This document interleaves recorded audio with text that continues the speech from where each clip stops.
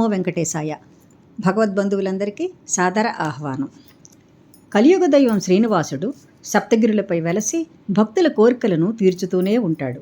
ఆ స్వామి మీద ఉన్న అతి భక్తిభావం వల్ల కొందరు భక్తులు ఏవేవో ఊహించుకుంటూ వాళ్ళు అపోహపడి అదే నిజమనుకుని ప్రచారం చేస్తూనే ఉంటారు. అటువంటి వాటిలోని ఉన్నటువంటి నిజానిజాల గురించి ఈరోజు వీడియోలో మనం తెలుసుకుందాం. మొట్టమొదటిది, స్వామివారి ముందు వెలిగే దీపాలు ఎప్పటికీ కొండెక్కవు, ఎన్ని వేల సంవత్సరాల నుంచి వెలుగుతున్నాయో ఎవ్వరికీ తెలియదు అని. న్యాయానికి ప్రతి దేవాలయ ప్రతిష్ట జరిగేటప్పుడు అజస్త దీపారాధన అనేటటువంటి వైదిక ప్రక్రియను వాళ్ళు నిర్వహిస్తారు. అదేవిధంగా శ్రీవారి ఆలయ ప్రతిష్ఠ జరిగినప్పుడు చతుర్ముఖ బ్రహ్మదేవుడు 2 అఖండ దీపాలను వెలిగించాడంట. ఈ అఖండ దీపాలు అలా వెలుగుతూనే ఉండేవి. కానీ స్వామివారు ఏకాంతంగా ఉండేటప్పుడు ఏకాంత సేవా సమయంలో అక్కడ ఉన్నటువంటి అర్చకులు ఈ దీపాలను కొండెక్కేటట్టు వాళ్లే చేసేవారంట. అదే సాంప్రదాయంగా ఆలయంలో ఆచరించడం ఆనవాయితీగా మారిపోయింది. వాళ్ళు దీపాలను వెలిగించుతుంటారు, మళ్ళీ కొండెక్కేటట్టు వాళ్లే చేస్తూ ఉంటారు. ఇదే సాంప్రదాయంగా వస్తూ ఉన్నది. రెండవది, స్వామివారికి వీపు మీద ఎన్నిసార్లు తుడిచినా తడి ఉంటూనే ఉంటుంది. అక్కడ చెవి పెట్టి గనుక వింటే సముద్ర ఘోష వినిపిస్తూ ఉంటుంది అని. కానీ అది నిజం కాదు, అది అవాస్తవం. అక్కడ ఏ విధమైనటువంటి శబ్దము వినిపించదు. మూడవది, స్వామివారి మూల విరాట్టుకు నిజమైన శిరోజాలు ఉంటాయి. అవి మానవులకు ఉన్నట్టు ఉంటాయి, అందంగా ఉంటాయి, అవి చిక్కుపడవు అనేటటువంటిది. అది అవాస్తవం. శ్రీవారి జుట్టు విగ్రహ రూపంలో భాగంగానే ఉంటుంది, కానీ శిరస్సు వెనుక మానవులలాగా కేశాలు ఉండవు. ఆయన శిలామూర్తి, శాశ్వతుడు. స్వామివారికి కేశాలనేవి రానే రావు. పైగా స్వామివారే సాలగ్రామ శిలారూపంగా వెలుస్తానని చెప్పారు, అలాగే వెలశారు. అటువంటి స్వామికి కేశాలు ఎలా వస్తాయి? కేశాలు రానే రావు. మూడవది, స్వామివారి విగ్రహం వెనుక ఒక స్వరంగ మార్గం ఉంది అనేటటువంటిది. లేదు, స్వరంగ మార్గం లేనే లేదు. అంతరాళంలో అభిషేక జలం వెళ్లేందుకు చిన్న రంధ్రం మాత్రమే ఉన్నది. తరువాత స్వామివారి మూల విరాట్టు వెనుక ఒక శివలింగం ఉంది అని అంటూ ఉంటారు. అందుకే వెంకటేశ్వర స్వామి వెంకటేశ్వరుడైనాడు అనేటటువంటిది. కానీ అది కట్టు కదా.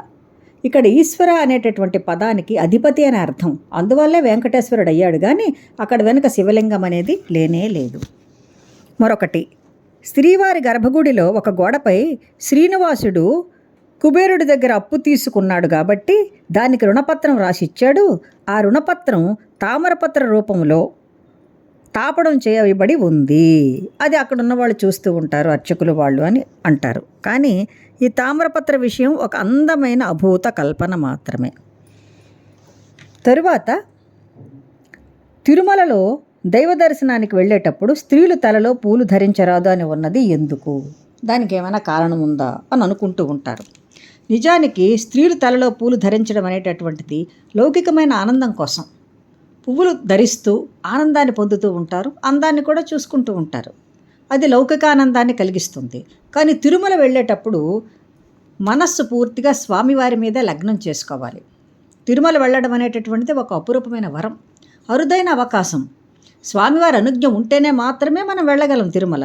అక్కడికి వెళ్ళిన తర్వాత మనం ఉన్న ఆ 2 రోజులు 3 రోజులు మళ్ళీ మన లౌకికమైనటువంటి ఆనందం గురించి ఎందుకు ఆలోచించడం? కాబట్టి అలంకారాల మీద అక్కడ శ్రద్ధ అసలు వహించకూడదు. స్వామివారి మీద మాత్రమే మన మనసు లగ్నం చేయాలి అని చెప్పడానికి కోసం మాత్రమే ఈ పూలు ధరించకూడదు అనేటటువంటిది ఉన్నది. పైగా అక్కడ పూసిన ప్రతి పుష్పము స్వామివారి అర్చన కోసమే. మళ్ళీ మానవులమైన మనమెందుకు ధరించడము అనేటటువంటి భావన కూడా అక్కడ ఉన్నది. అదే కారణం, అంతకన్నా ఇంకేమీ కాదు. మరొక విషయం, శ్రీ వెంకటేశ్వర స్వామి వారి విగ్రహం స్త్రీ రూపంగా ఉంటుంది అనేది నిజానికి స్త్రీ రూపం కానే కాదు, అది కూడా భూత కల్పనే. శుక్రవారం అభిషేక దర్శనం చేసుకున్న భక్తులకు శ్రీవారి ఉత్తమ పురుష లక్షణాలతో జ్వలించే స్వరూపం కనిపిస్తుంది. అభిషేక దర్శనం చేసుకున్న వాళ్ళు అదృష్టం.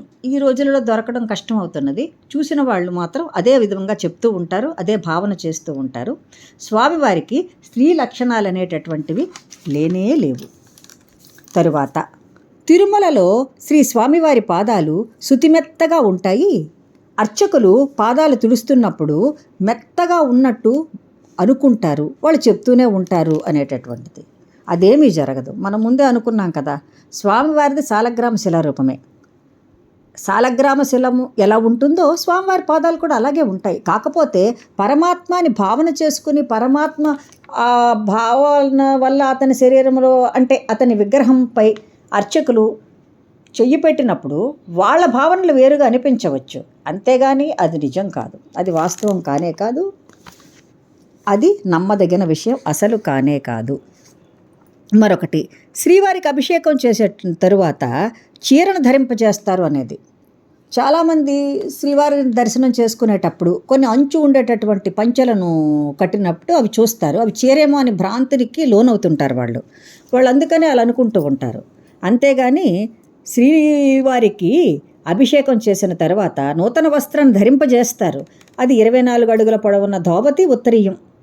అది ఆగమ శాస్త్రంలో చెప్పినట్టే స్వామివారికి వస్త్రాలను అలంకరిస్తారు, కానీ వీళ్ళు ఇష్టం వచ్చినట్టు అలంకరించరు. శ్రీవారి ప్రతి కైంకర్యము ఆగమ శాస్త్రానుసారమే చేస్తారు, కానీ వాళ్ళంతటా వాళ్ళు ఏమీ చెయ్యరు ఎవరును. అది ఇప్పటికీ కొనసాగుతూనే ఉంది. తరువాత ఇంకొక విషయం, తిరుమలకు 23 కిలోమీటర్ల దూరంలో ఒక గ్రామం ఉంది. అక్కడ నుండి తీసుకొచ్చిన పుష్పాలని ఆలయంలో స్వామివారి అర్చన కోసం ఉపయోగిస్తారు అనేది ఈ ప్రచారంలో నిజం లేదు. ఒక గ్రామం నుండి పుష్పాలు తెచ్చి స్వామివారికి ఉపయోగిస్తారనేటటువంటిది ఇది ఏమీ నిజం కాదు. శ్రీవారి అలంకార ప్రియుడు, ఆయనకు పుష్పాలతో ఎంతో అనుబంధం ఉంది. స్వామివారి కోసం పుష్పవనం ఉన్నది. ఆ వనం నుండి తీసుకొని వచ్చిన పుష్పాలతో స్వామివారి కైంకర్యం చేస్తారు. మాలలు, అర్చన కోసం ఉపయోగించే తులసి, మరిన్ని పుష్పాలు, ఇవన్నీ వాటి కోసమే ఉపయోగిస్తారు. కొన్ని పర్వదినాలలో తమిళనాడు నుండి కొన్ని పుష్పాలు వస్తూ ఉంటాయి బుట్టలతో. కొంతమంది భక్తులు కూడా పుష్పాలను ఇస్తారు, వాటిని కూడా వినియోగిస్తుంటారు. కానీ శ్రీవారి వనం నుండి వచ్చినవే ఎక్కువగా వినియోగం అవుతూ ఉంటాయి. తరువాత శ్రీవారి కోసం ఎక్కువగా తామర పుష్పాలు, తులసి వినియోగిస్తూ ఉంటారు. కేవలము ధనుర్మాసంలో మాత్రమే బిల్వదళాలతో స్వామివారికి 30 రోజులు అర్చన చేస్తారు. తులసికి మారుగా తులసి ఉపయోగించకుండా బిల్వాలను ఉపయోగిస్తారు. గోదా అమ్మవారు చెప్పినటువంటి తిరుప్పావై 30 పాసురాలను సుప్రభాతానికి బదులుగా అవి చదువుతూ స్వామివారిని పూజిస్తారు. తరువాత స్వామివారికి ప్రధానంగా అతని వనంలో ఉన్న పుష్పాలతో పూజించి అప్పుడప్పుడు భక్తులు ఇచ్చిన పుష్పాలను కూడా వాడుతూ ఉంటారు. భక్తులు ఇచ్చిన పుష్పాలు వాడరనేది మాత్రం ఏమీ లేదు. మూలమూర్తిని తాకితే మనిషిని తాకినట్లే ఉంటుంది. స్వామివారి గోళ్ళు పెరుగుతాయి, తర్వాత తలపై పొడవాటి కురులు ఉన్నాయి అని చెప్తూ ఉంటారు. అది అసత్యం. మూలమూర్తిని తాకితే మానవ లక్షణాలు కనిపించడం అనేది ఉండదు. మనం చెప్పుకున్నట్టు స్వామివారిది దివ్యమంగళ విగ్రహం సాలగ్రామ శిలారూపం. మరి అటువంటప్పుడు అలా ఎలా ఉంటుంది? ఉండనే ఉండదు. అది అభూత కల్పన. భక్తులు ఏదో భావించేస్తూ ఉంటారు, అలా చేస్తూనే ఉంటారు, అంతే. తరువాత శ్రీవారి మూలమూర్తికి వెనుక భాగంలో ఒక బావి ఉంది, అందులో పూజకు వినియోగించిన పుష్పాలను వేస్తారు అనేటటువంటి ఒక అభూత కల్పన. అదేమీ నిజం కాదు. స్వామివారి సన్నిధిలో పూజ చేసినటువంటి పుష్పాలను ఒక బావిలో వేసేవారు, బయట పూల బావి అనేవారు.